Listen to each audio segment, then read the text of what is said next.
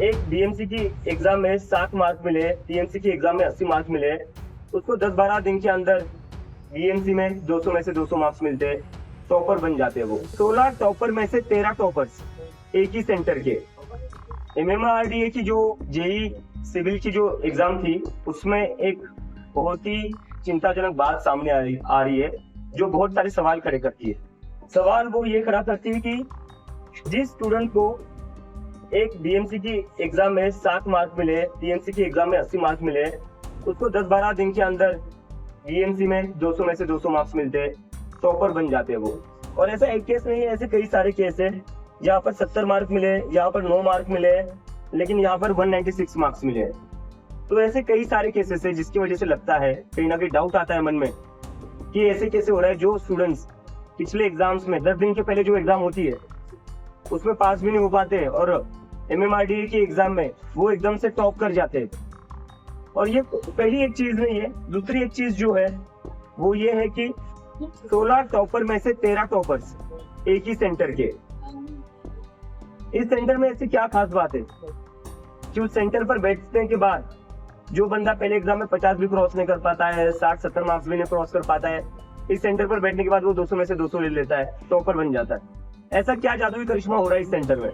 इसकी जांच होनी चाहिए, क्योंकि ऐसा तो नहीं हो सकता कि इस सेंटर पर बैठने वाले ज्यादा पढ़ने वाले, बाकी सेंटर्स में बैठने वाले पढ़ने वाले नहीं है, तो यहीं पर जो एग्जाम दे रहे वही होशियार बच्चे हैं। ऐसा तो नहीं हो सकता। तो ये एक पैटर्न है, और ये देख सकते हैं आप, 16 बच्चे है, उसमें से 13 एक ही सेंटर है, नागपुर का ये सेंटर है। तो इसकी अभी मेरे साथ जो एक्सपीरियंस बैठे हैं वो कह रहे कि इसकी जुडिशियल इंक्वायरी होनी चाहिए, एसआईटी की इंक्वायरी नहीं होनी चाहिए, क्योंकि पीएमसी के एग्जाम में भी कुछ ऐसा ही पाया गया था, जिसके बाद एसआईटी इंक्वायरी में जो लोग बैठे हुए थे उन्होंने कुछ भी नहीं करा। वो लोग खुद फ्रॉड है, ऐसा इन लोगों का कहना है। और ये कोई एक एग्जाम नहीं है। थोड़े दिन पहले बॉम्बे हाईकोर्ट की जो एग्जाम हुई थी उसमें भी हमने देखा, एक किसी का पर्सनल हाउस था, उसको एग्जामिनेशन सेंटर बना दिया था। कोई अपने घर में एमएससीआईटी का क्लास चला रहा है, उसको आप सेंटर बना दोगे? वहां पर स्क्रीन काम नहीं कर रही थी, कीबोर्ड्स काम नहीं कर रहे थे। अगर आप कहीं पर एग्जाम कंडक्ट कर रहे हो तो ऑडिट होना चाहिए ना, क्या वो एग्जाम लेने लायक भी है या नहीं वो सेंटर। ये ऐसे एग्जाम ले लोगे आप?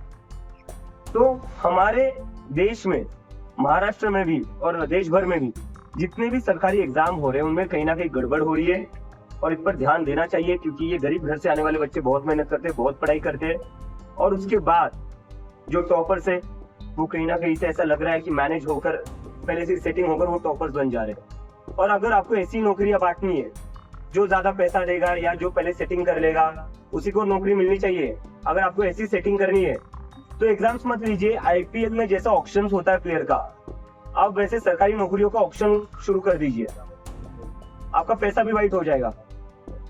आप ऑक्शन क्यों नहीं करते सीधा कि जो ज्यादा बोली लगाएगा उसको नौकरी मिल जाएगी? ये एग्जाम लेने का ढोंग क्यों कर रहे हो फिर आप? प्रभातखबर.com, विश्वास वही, रफ्तार नहीं।